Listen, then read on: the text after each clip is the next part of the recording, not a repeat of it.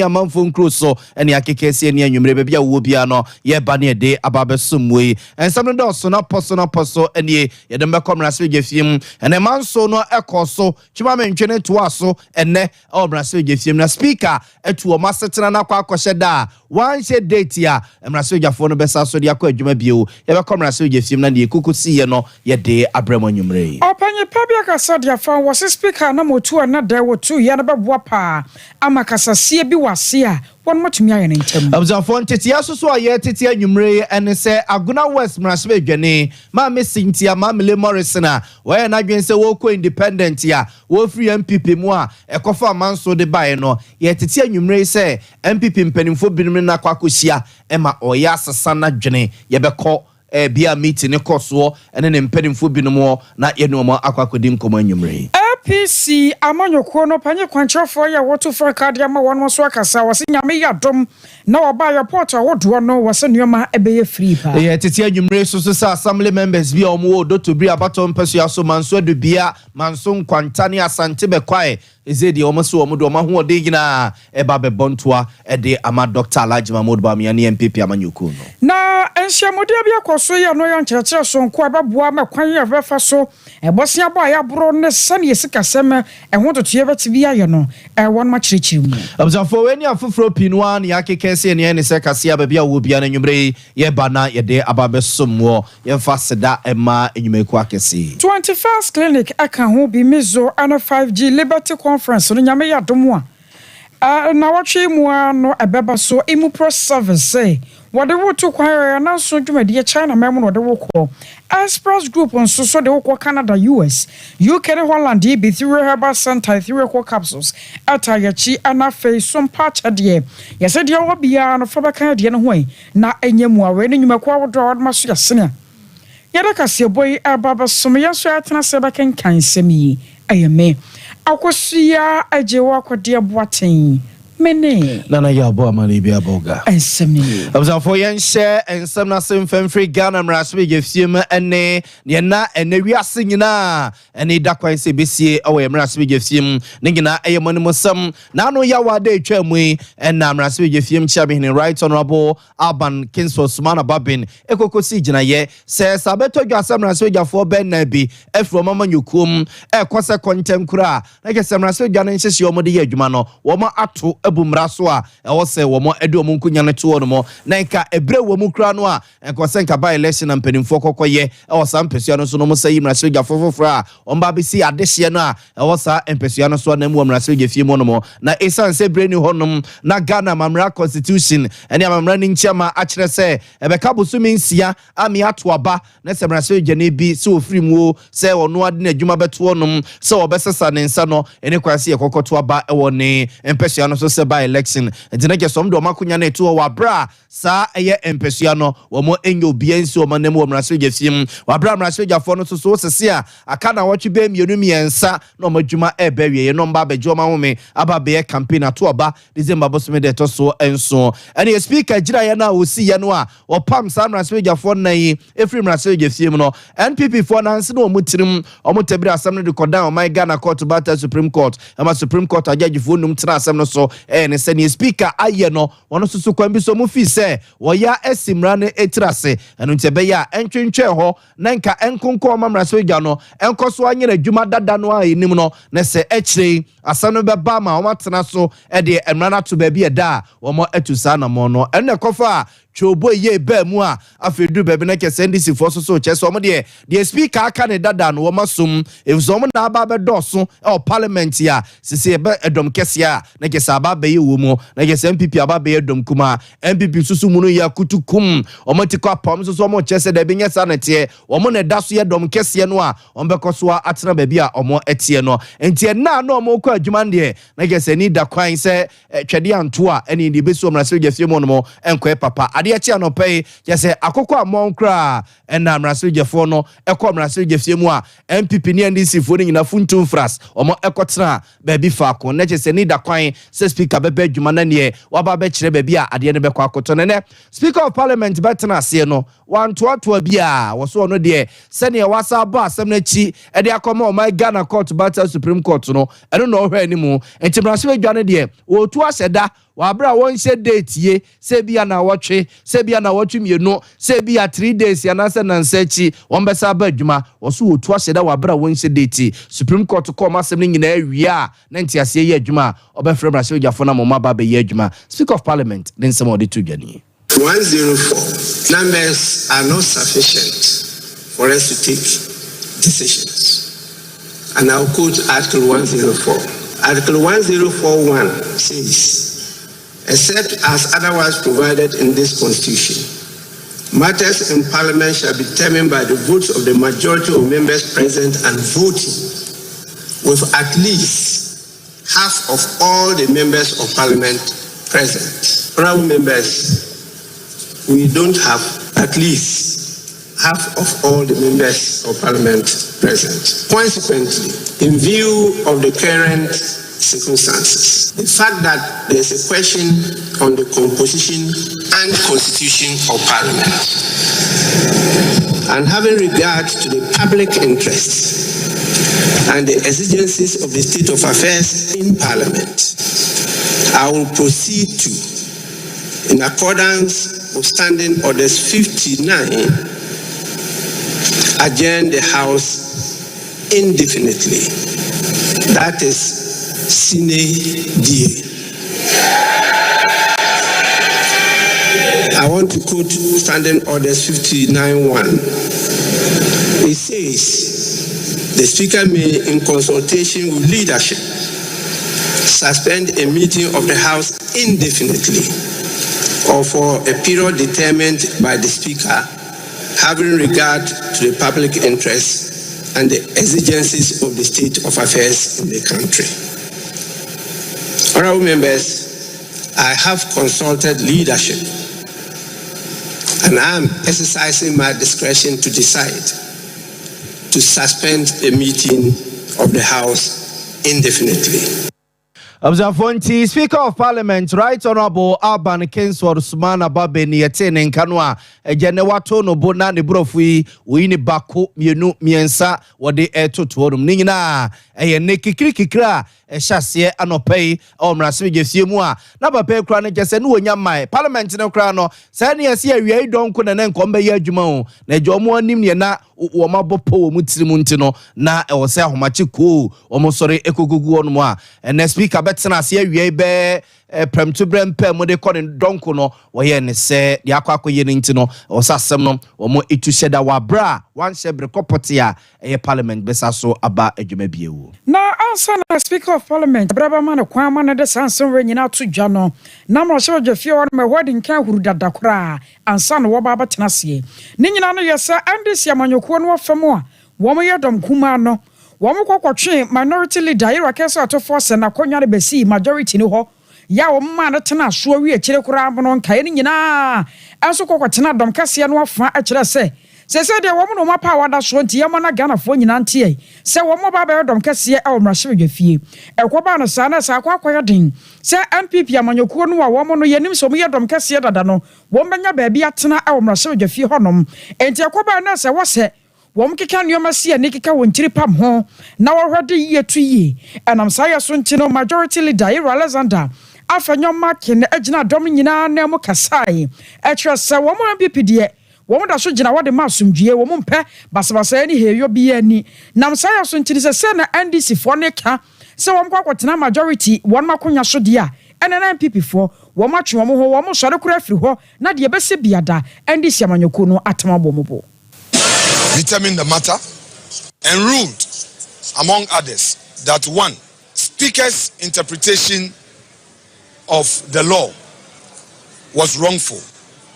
and that the Supreme Court was staying his decision pending the final determination of the case. In other words, his earlier decision to the effect that those 4 MPs, that is MP for Fomina, MP for Aguna West, MP for Suhum, and Amenfi Central had vacated their seats, was nullified. In essence, we are law-abiding. We have heard that our colleagues say they disagree with the Supreme Court. They've been using unprintable words on the Supreme Court. On Sunday, the minority leader, my respected colleague, Dr. Forson, led the minority caucus in a press conference whereupon they told Ghanaians that today they will come and occupy our seats by their own proclamation. MPP, our tradition, is a law-abiding tradition. Our forebears always use a court to correct the wrong. Since 1992, our leaders have always used civil advocacy and the courts to ensure that we get the peace that we have today. On top of my head, I can recall the era. I was attending Kaya majority leader, Alexander Fanyoma Kenebra. One central focus I church in a sea and people manukuni susi. I was on for a good sword, the more raspi gave him hodomone and ne, the costo, a war, a raspi gave him hodomona, a money musam susano pay, and yeah, our cocoa cram more, and MPP and this if winning in our Kwaji Parliament or the more contents or Nansen on Bequano pay no, na and run a good assume, and raspi Johnny the Krataba bonting, a bomb raspi of winning in our cocoa, and the wow be peso beko Parliament or the more, a quaco yejuma nase, akwa pɛ de ekoso ne bie ekoko se omon seche ene ne ma de adwuma no masesa no titiru ene bambo ho nsensem de na je so masesa ne ma pia ye ko ye ne se de parliament asojafo na aba beji wono makente so a ye se aprakra ene wo mo prapra parliament wono mo kra no na e asojafo ene na egudam ho no mo a wono mo prapra ho no me ba se no nipa pinu akasa de fa ho ebusan se baby ya ba beduro no se parliament ye adwuma ene de omo be prapra parliament wono ma paper table so kra no asojafo ne de omo ko no mo akwakodi se adwuma no na je sa ye dene na amso mo pede bia wa bene o bambo ho nsam ora Richard Kumado ye ne no edin ko busan se de ko so nei eboaye no no e ba ke ma min kabi baby o mai ya ba beduro no sa ne soja sem e bai o se so na openi nsam o de etugani very important you better na ma fati as baby ya parliamentary initial job 600 no ya innovation ti anya ho na ya omushia setia baby omushia na international conference center now international conference center is a very bigger place and security arrangement were very different and tonight I mean there's a parliamentary security call in the guidelines be by that is a guideline they should have used from 2021 they haven't used it and tonight I mean there but Mr. Guideline me na me who police me who military home and me name near the military call yeah another threat to be anything over the military for call yeah but other than that in a parliamentary democracy and now in a democracy where you have parliament you have presidency and the judiciary whatever happens in parliament stays in parliament now the judiciary if the speaker sit down obey remarks and as our remarks never determine going forward and the name there what the military was sent there to go and do any activity or any effort to be affront to the constitution a tantamount to coup d'etat. Now, Africa, there are a lot of military takeovers and coup d'etats around us in West Africa. And so we need to watch it well so that the narration we are planning to use the military to take over the parliamentary caucus in Ghana. I don't know where the threat is coming from by a simple parliamentary issue.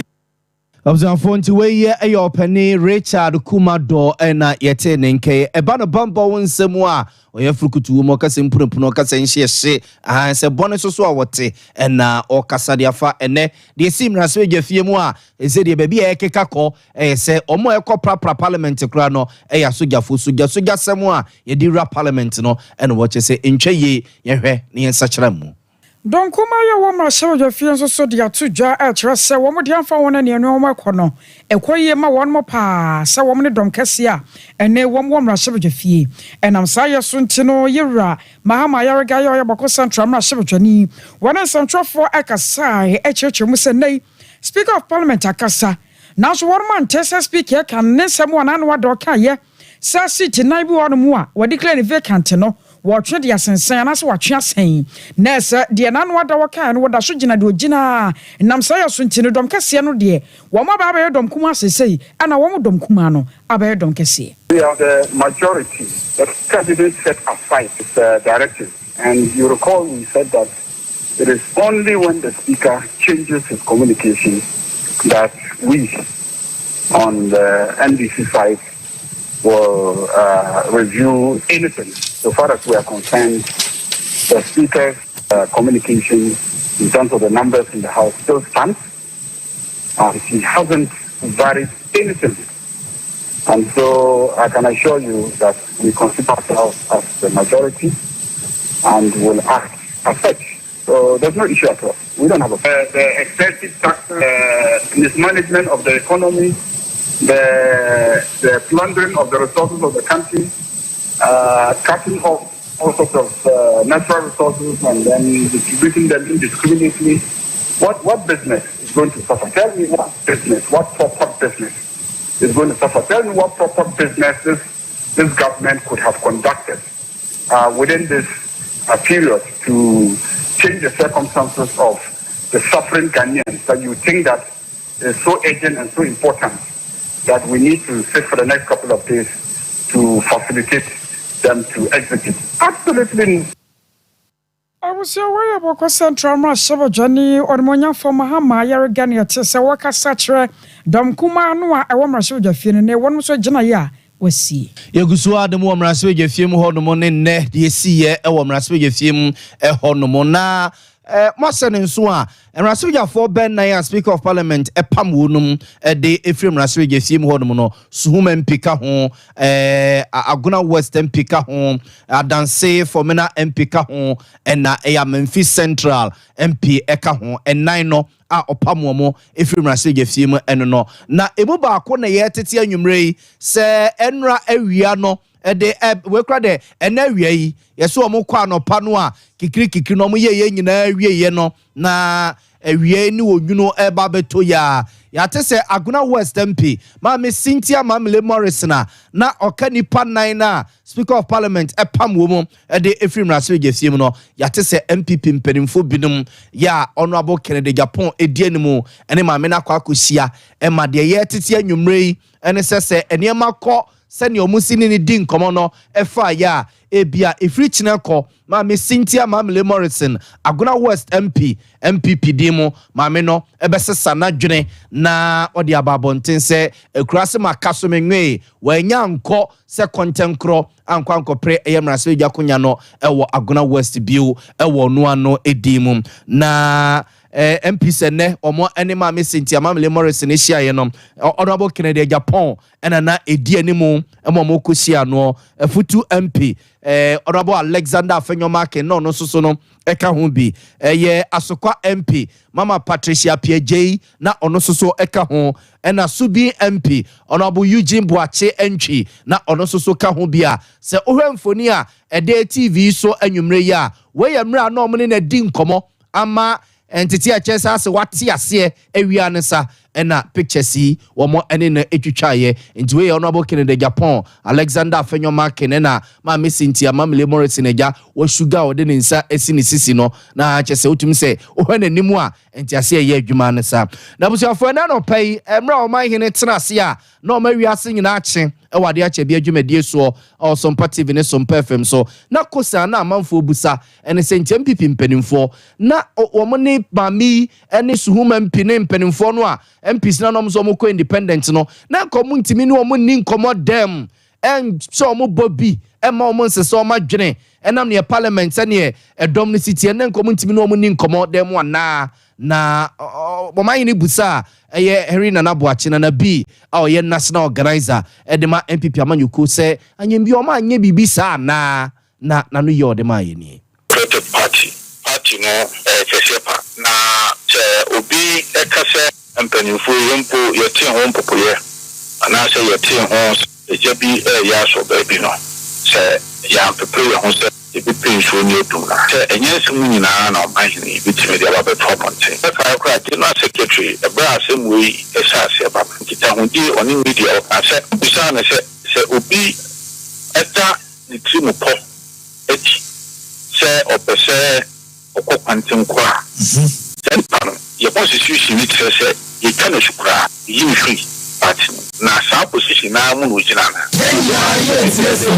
ɛwɔ bia ne asɛm sɛ ne sika no yɛbusu a ne mu tunku yɛgyidie ne sɛ ɔbrase makuti party mpanimfoɔ ɔmahene wafidie sɛ ɔkɔ akɔyɛ kwan ho nti a ntimi mu din panimfoɔ a yɛtu ɔmo kyɛ ɔmo nkɔ ne mu nkɔdi nkɔm yɛayɛ nneɛma no bebree wofa ɔboafoɔ a ɛda kokɔ n'afɛrefoɔ hɔ ɔmo asɛbe ɔwusu a ɔmo pepa n'aniwa yɛayɛ nneɛma no bebree ɛfɔda a ayɛ ana nipa adwene no sɛ duntiri mu nwuram ɔne wɔn ho adwene pɔ akyakyi mede ɛyɛ ana yia wɔ na ɛyɛ ana medii sɛ sɛnka wɔyɛ paati ama wakonya apatoɔ deɛ sunsuasoɔ no ɛyɛ ana epie a wɔne bɛgye wɔne nyɛ ho sɛbe wei nyinaa mu no yɛkɔ primaries yɛnyinaa mu yɛkɔ primaries wohwɛ ɔpani ɔboafoɔ a sɛ madam astute parliamentarian a no wɔso ho yɛwura rensa ɛna ɔpani ɔboafoɔ bi tu amawa in fact saa sɛ kɔ akɔ so ayɛ adwuma ma ɛbɛbi koraa no nti nanka yɛmpa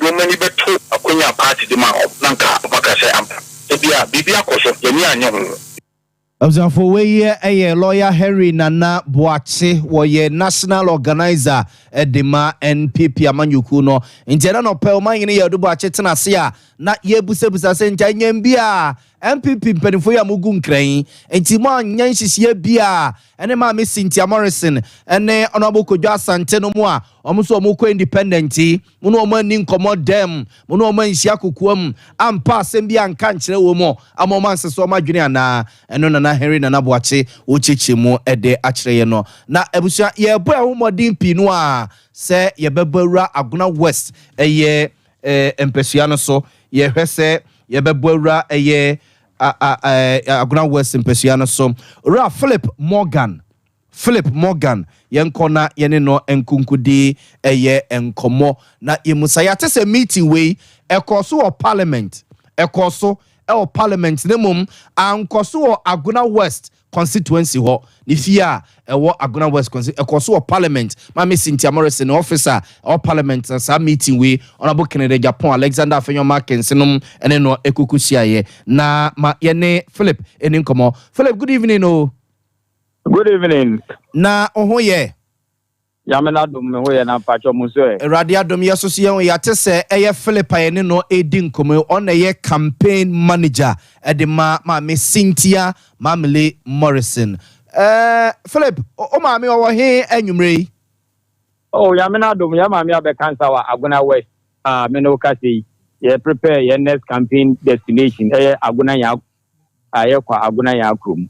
Sisi Yamena dum no ye pa we free Accra aba Aguna West constituency a mo beto aso aye mo campaign campaign say mo beto aso aye campaign say campaign ko kama grounds today obi o Aguna West bia ni pe yo ba no dada na team 442 alternative de den oba Aguna West a ndwuma pa ye ma me wa bo no eye edwuma ketwa enti constituency na resolute say wo beta nechi na wa man third term enti egusa ye bo edwuma grounds say solid ma mbotu ma ba grounds bo ma so eti na Philip say ya tese ma me Cynthia Morrison honorable Kennedy Japan lawyer Alexander Afenyo Markins Asokwa MP Subi MP ene MPC be 5 ehia no ewo ne officer or parliament ama pictures ba bonti nyina ese we decide say or resign on co-independent review or ba MPP mo na obe campaign abe support Vice President Dr. Alhaji Mahmoud Bawumia ema MPP abreki 80 na oka se oye campaign say independent and say oye campaign abo MPP ni Dr. Alhaji Mahmoud Bawumia right ameme ato etiefina say obi otie mi bia say Honorable Cynthia Morrison for Parliament per the ruling of the Supreme Court still or a certain member of Parliament until otherwise. And so a certain member of Parliament in the current parliamentary setting or MPP side or party and the leadership Afenyo Markins in talk of Parliament he can go to the office of the leadership. We could do one komo wa chuchu one komo Normally, you might take pictures of the social media, the woman spin. The patron, you might take personally say, uncle elections, Libyan. Menoka say about 5 or 10 minutes ago, Yaman Waka or Sompa FM. I waited in the clear, say, uncle elections. No. If some news never out, no, it is fake. Or cause independent propaganda. Or cause independent or cause independent candidate. Or Aguna West independent candidate for Aguna West constituency. Into some news fake news. It is fake. Obiang disregarded no. With the contempt it deserves.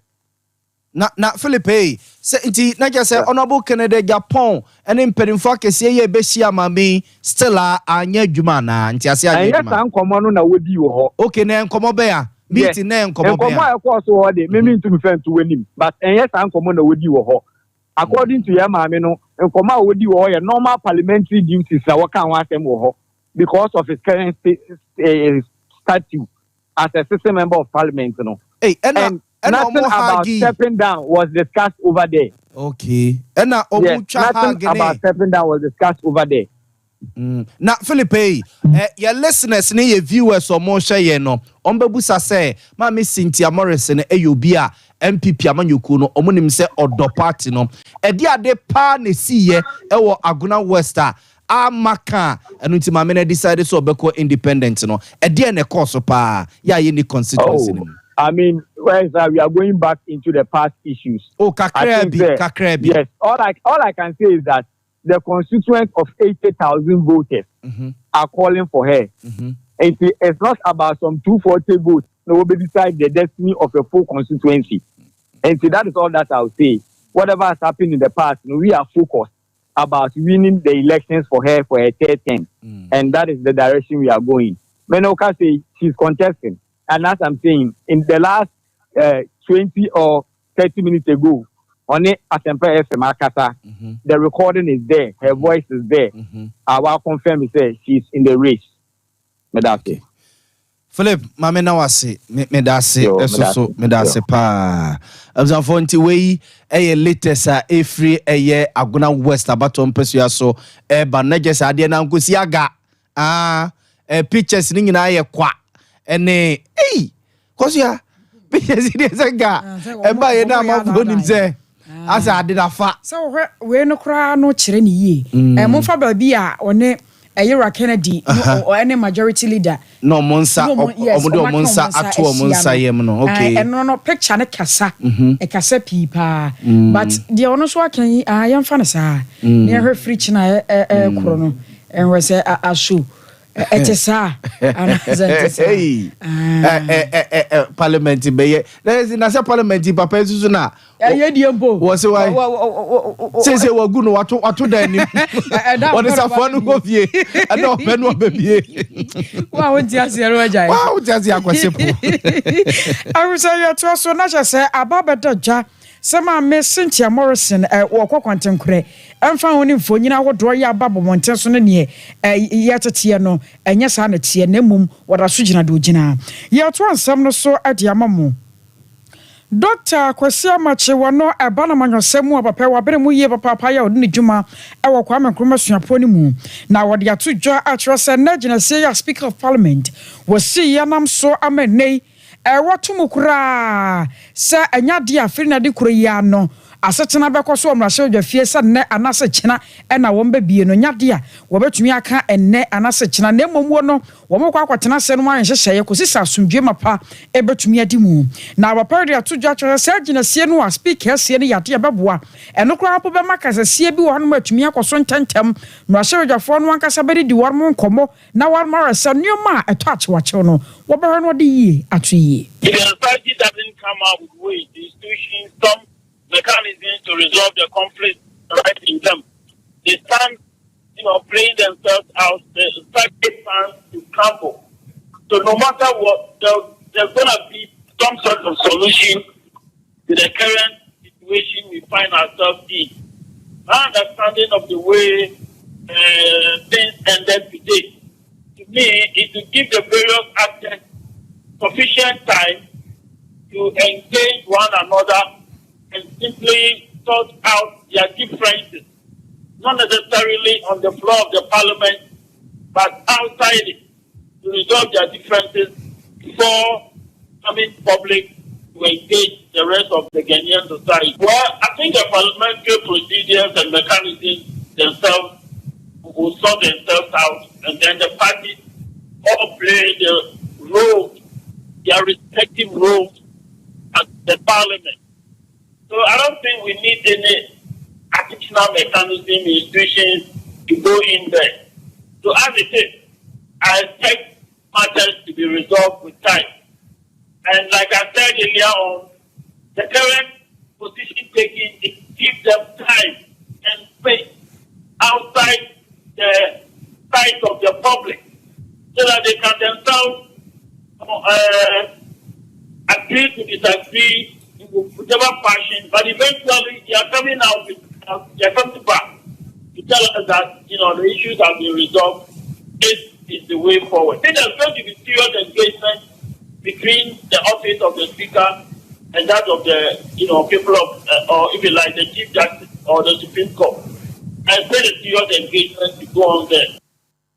I was only attending care Dr. Kwesi Amachelo no Abanamanyo Semu wa Benemu ya wadini Juma awo Kwame Nkrumah suaponi mu. Afi yamfamo free Ghana mraso yefiem ne yamanyo semu ne sisi ye wo mraso yefiem ho no yamfamo nkonsem fufrum yadamo call my Ghana court battle Supreme Court na otemwafo ba ko ye adwuma edipa ewo Ghana ye court battle Supreme Court ye Justice eye Amadu Tanko na odi adesre eto eye Ghana mayenim ne atemwafo a ewo mayenim se Ghana ya ma bia se ba insurance won semu a yan sheda nyintum yan sheda enyini papa se obehia Ghana ni no waye wadwene se bia one na ekakodi insurance nkomo se oye insurance ya ma ne car anase bia na japade bi anase ni nipadua kra no oye insurance ho no won sheda nyintum papa na ofi se be bia ya ba bedro sese ya asa manfo sheda nigidie ewo insurance mu no ya temuafo ene ya judgefo o ye adwuma ye ewo ye court awodo no omsuso betimi aboa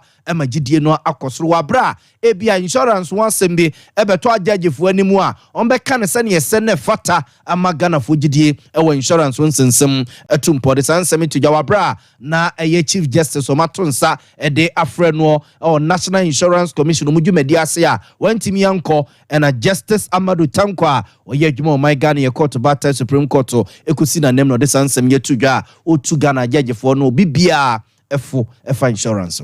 A certain worrying situation regarding the performance of Ghana's insurance industry.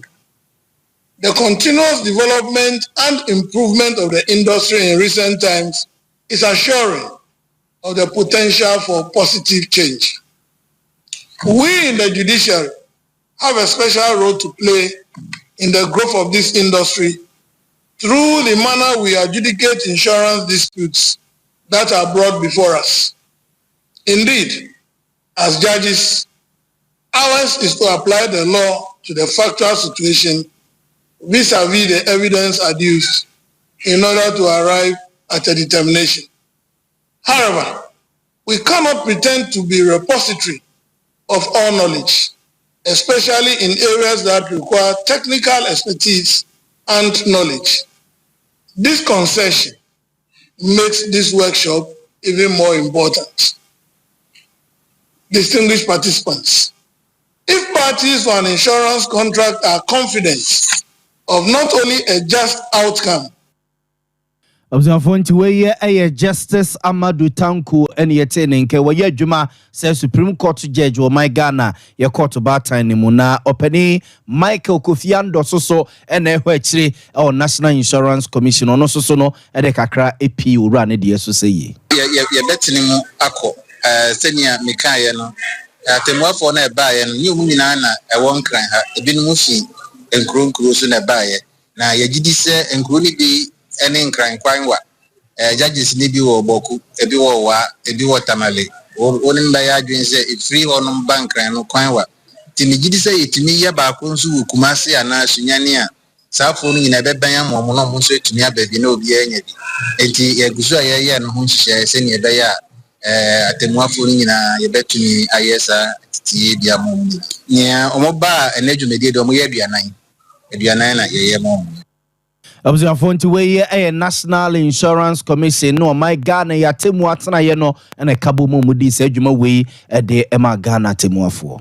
All People's Congress APC amanyoko no panyipa ya woto Franka Dr. Hassan Ayarga na wani ajorifon kabo ko guta kwa kwhia awon kraman temu didi nkomo a awon panyipa baba kire mu sanai wama Ghana ntumi nkoso ya nioma bo kwa kwasuru nyina gina ya port ahodo wose na wose kasam ne ye akakraka nti won mo kra nioma eya jadifo ye omokra nioma de firi nkofama ma so de ba no ekoba no sa no na ma wonom anioma no ne bo no kwa na ekosoro ewadwama so enam sa yoso nti no oba obehwe se airport ahodo no duties na ebe ye free na atumi abo jadifo ye papa ebro yero Hassan Ayarga wakasa na wo kyerem na ni sori hu no die ntia wabasa sa dwumadie wotumi de ba na bo jadifo no ensam sei no kan. The policy of free port. Initially, I said that the most expensive commodity in Ghana, in the world, is in Ghana.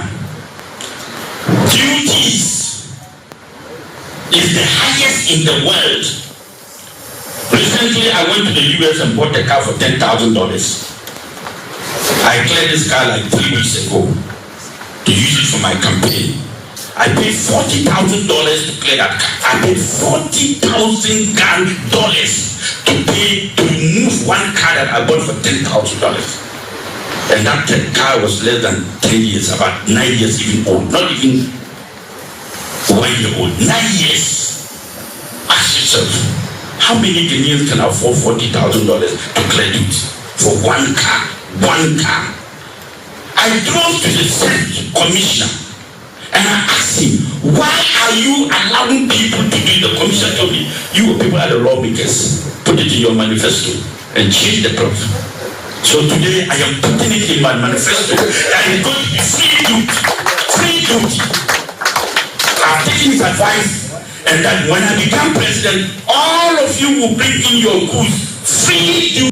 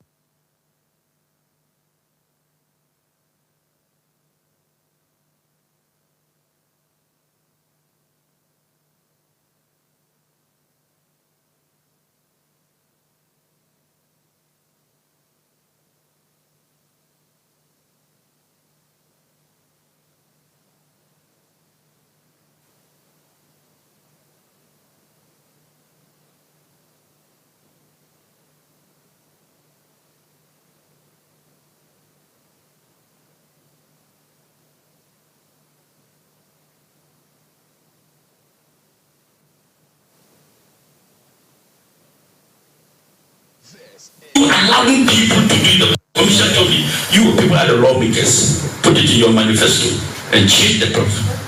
So today I am putting it in my manifesto that is going to be free duty. Free duty. I've taken his advice and that when I become president, all of you will bring in your goods. Free duty. Na ano chino Dr. Joseph Obenyo president Adema Guta wona so kasa achirasa na moto already ebeboa amadwerefo ko mu aheha wo mu. What is the game changer for the trading community is the flat rate tax system and the fixed rate tax system, and now what our honorable Araga for who leads his party APC has also said about making the tax system very flat, that we can even project that we will know what we are.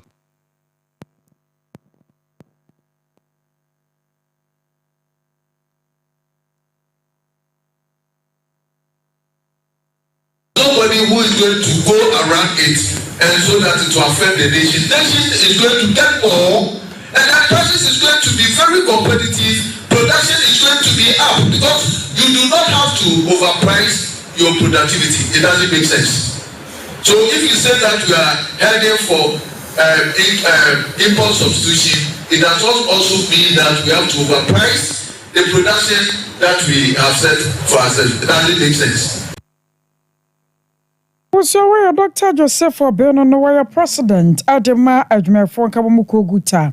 21st clinic na ya comfort yama was yatika and the one samra ne abusiakwai na one show ye papa pakumase a show of a junction.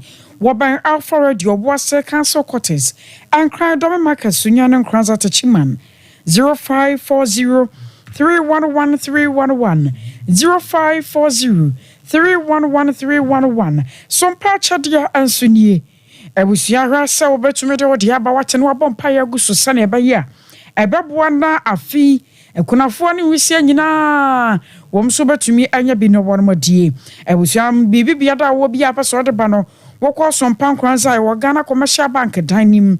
Sunyana so ya wo night market na Kumase ya Benrom Hotel. Sikanso a 0598 559 802 0598 559 802 number no edin no beba no Ayota One Media Nasa Blessed Foster 3 Herbal Center Koko Master do reso benya bie na wanonom na koko ni nyina ase to afiri ho kwala na kedan Herbal Mr. Nia Pedank 0546 107 107 0546 107 107 Express Group de wo to kwan wo say na apeso ko Canada, US, UK, Holland, Australia, New Zealand, and for home about 1 way.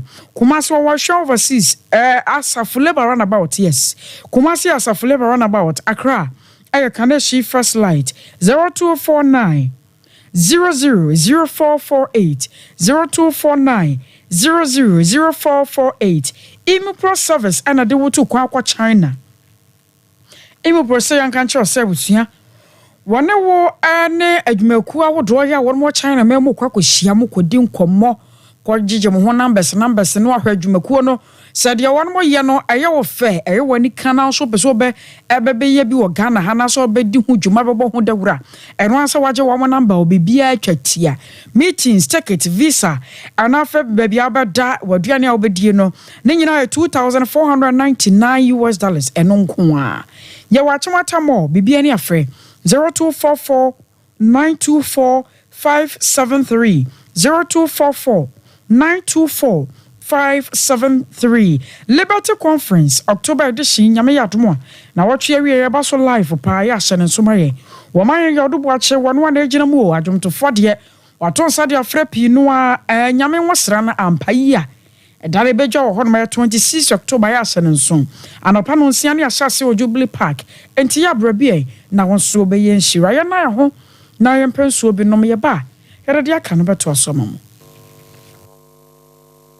21st clinic aye sciatica expert sciatica no o nerves na wo to ase na fa wo siremu na fa wo nansia be si ase ho no se ho techema eno ene ye fa ne sciatica na etimi bubu oto ase ka wo se dwe wo sirem wo je ho ba bia enye na eno na 21st clinic ba ye adwuma pa wo mu ye ntia baso bo ma gye ne wo Ghana ha ene amono ne enyasem ketewa Womuji international awards ahodo womuji local awards ahodo na anu nso na womu be the only sciatica research and treatment center in Africa bibrim hano ebi ni baby agi se 21st clinic nkwa womu de bibidro ene besa o yare no masa de machine aka ho eya yare sabia yare bia wutimi de ko ne mama de pa ko a womu gidi womu pa no eye sciatica ena stroke nso de kwa diabetes ni hypertension ni ade Ghana ha ba bia wo mo ho 0540 311 311 0540 311 311 na 21st clinic wo mo ye sciatica expert.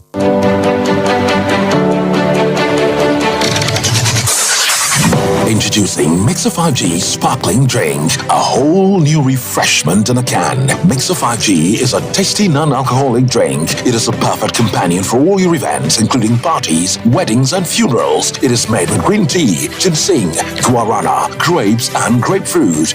Get refreshed with Mixer 5G Sparkling Drink. For bulk purchases, contact 0246 270 221. This advert is FDA approved.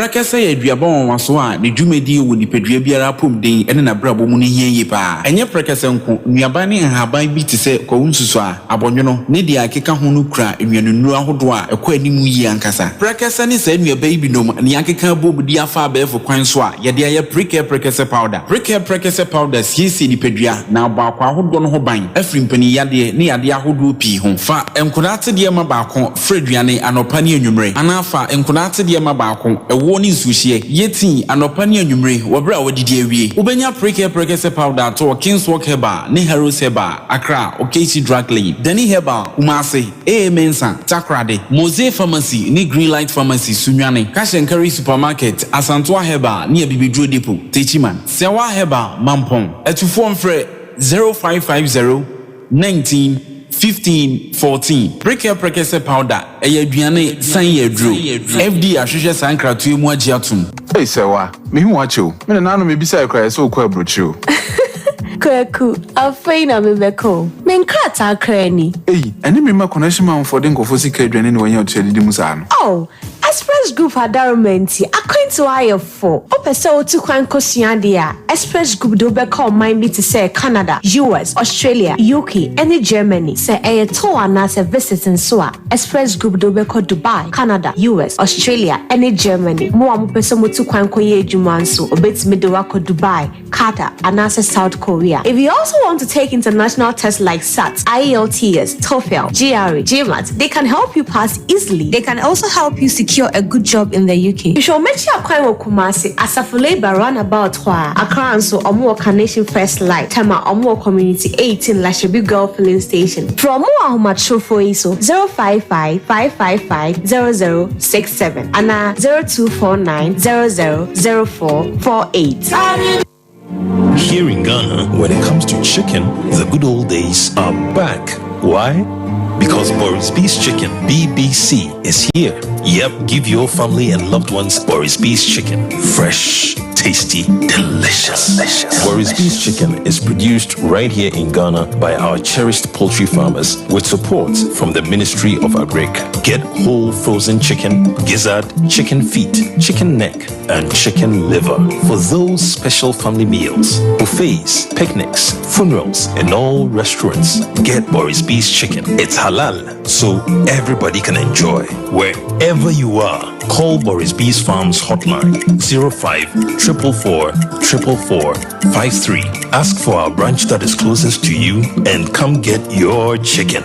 Boris B's Chicken, BBC, proudly a Fiakoko.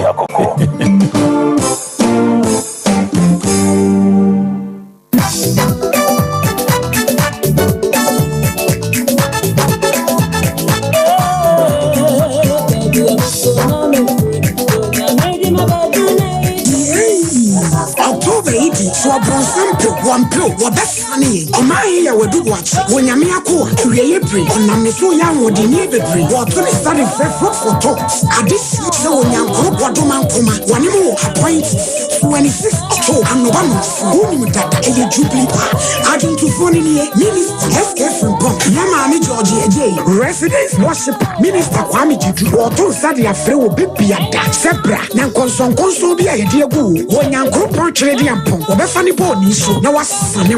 Asami, what you free? What you for you see? A trip, me more do not see that damn what bron some pill, one pill, what best sunny. This and soon Yamia Bassa, a petty minister. Mama in Asia, what's it way? A wine, any oil, a quantity, a mountain if you cry. Over Ukuta wine, anyone anointing oil, no, and how do you go there? Yenina Asia, meeting be 26 October, and no Panusia, who must see Jubilee Park, Yenya Kupa, has a Kusta, yes, Christian control. 1 minute when he came went to me and cash what people say to home no best sunny glory hallelujah.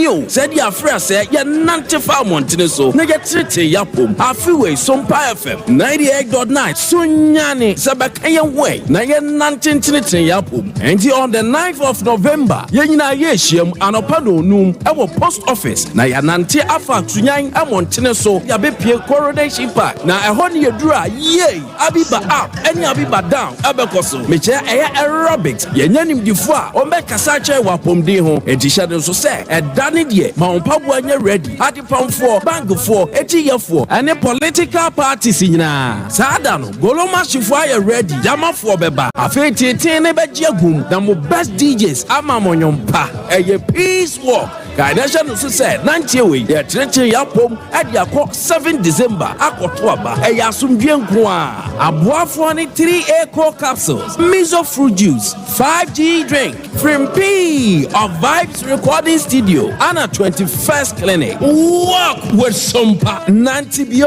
Natinetine wapom. Oh darling, you are always on my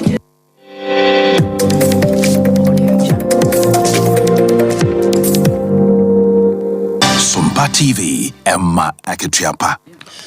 Abzanfo esa so mama kwa babi oba Sompa television ye nwumre kase eso ye ntoa nsam no so emamom ora Bernard Ntwibo siako titire ne de mempepe amanyuku no asantema sei na proba toso miensa na kese ne fa toso miensa na ode ahyehye so woko bako ekomieno enti toso miensa na wahya ase ya abzanfo ko hya ase de free odotobiri abatom peso so manso dubia manso nkwanta ene bekọ abatom peso so na oko no na entity ababetodwa ene say small honorables assembly members no a womo ewo sampesua yisu say yesi na dodo na acheso madwala ya bebre na munemu no mutirimu a aso munya MPP amanyuku no mo no mo de ewo mpesua no so na yira Bernard Ntwibo siako chama ntumi no wonma kwakosia enkomo akoso amasese omunyina agiatumate ase se omo betie sifom ene room to room door to door amanfo ntwia so no mo ntwia so no ma ye campaign ya MPP amanyuku no ene Dr. Alhaji Mahmoud Bamia yira ntumi nsam nie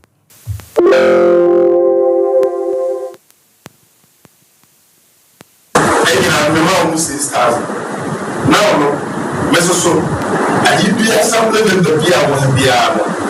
My mom had played t-shirts. Now, someone from my true beer. Now, of course, swap. No, unit committee for they are very important. Unit committee for them, money, I will be a board. Now I don't get I don't telephone numbers. Now I'm unit committee for that's a new part of Canada as a swam with t-shirts. The same year will be a number. So who start MP and then chairman. And this year, the registration be my friend. I could see center be my friend. It's a be a money be my friend. Because we do a church will be not of the above. No, when they say a true dear, or all that's why so. Necessary, I did the woman say, no challenge. One woman will say, when I mean, I can't pay so I was telling you. So for the first time, some true deal, I will t-shirts the government. That's a baka. Me, let's have to be a massage. I must actually tell you. Abzanfo tiwe titire ni de ma NPP amanyuku ewo asantema sei era Bernard Ntwibo siako ne yetene nken na enhyamode bi akoso ye no ye nkyakye sonko ye baba boa sane ye beye na kwan ye befa so na ye sika sam ya toto ne ye bosia boa da nyina ye boro no ye behu kwan ye befa so a ye betimi atuatua amano ye yi na ebra san hyamode ye akoso ewon fifi mantam wo no Oro Benadana ba wano ye policy analyst wani some Parliamentary boni American twetwe nkomo ma wo cheche mu workshop no sane ehun se esibi koye. The advocacy on debt crisis and debt cancellation. The media needs to amplify issues now. How ordinary Ghanaian what I can actually offer the debt situation to reduce for the last month or year. Eurobond, I want to not cancel some of the debts. and your bilateral creditors, I'm not transfer your debt. I'm my Luciana Abaco. If you expect to say, and on the man, I think so that things will be better for every citizen. Anoche no sister, Dr. Evelyn Watching. One of the so Egina multi-faith network and Central for Ekasai. Drawing inspiration from the recent calls for debt forgiveness by religious leaders across Africa, we echo the plea for a new debt jubilee that offers hope to mankind and safeguards our planet from further environmental degradation. Global leaders, financial institutions, and policy makers must prioritize the forgiveness of unpayable debts that hinder our development and ability to effectively fight climate change.